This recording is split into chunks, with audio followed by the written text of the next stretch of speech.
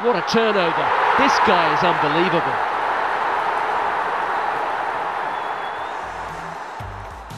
We find ourselves at a beautiful sun-drenched sandy park. It never rains in the West Country.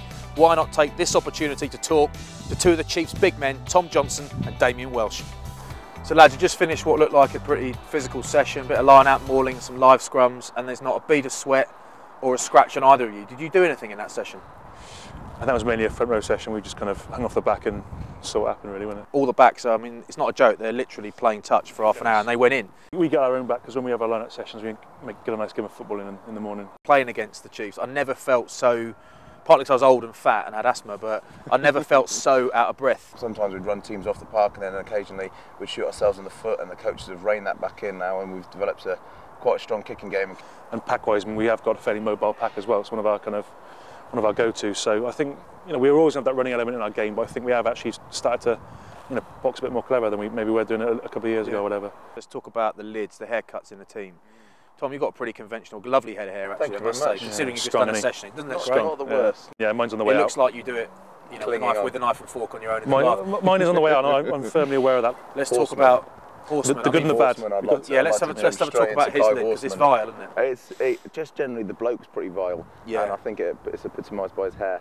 I've first seen American Hustle where the guy's sticking his hair, and I imagine Horseman wake up in the morning and having to start from the back here and add in bit by bit. Jack Noel's got that rat tail plaque thing going off. He tends to produce the goods. He's like flashy enough to pull it off. Yeah. If he was a bit pants, he's got the ink, he's got the eyebrows, the flash. I think you've got to back it up if you go for that. I think, unfortunately. Who's the biggest celeb in the team? I imagine Nolsey in his X6 gets a fair bit of...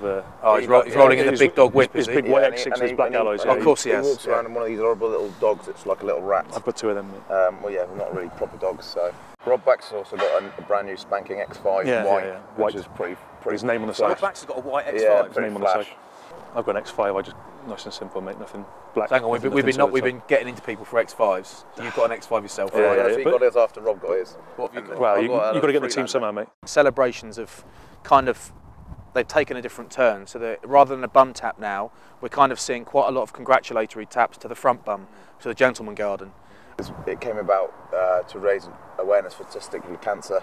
You'll see boys run in from sort of 20, 30 yards away, where other teams, they'll just sort of disappear back to the halfway, and you probably notice it's all 15 blokes go and celebrate the try. Which is an absolute no-no. He absolutely hates it. So who doesn't like it? Ian Witten. So every time he scores a try, it's pretty much, you know, it's gold. Rather than the try scorer actually enjoying his try, it's not cover up. Boys, brilliant result against Newcastle. Good luck against Quins. Hope it goes well for you. Cheers, mate. Thank you very much. Cheers. Cheers. Excellent.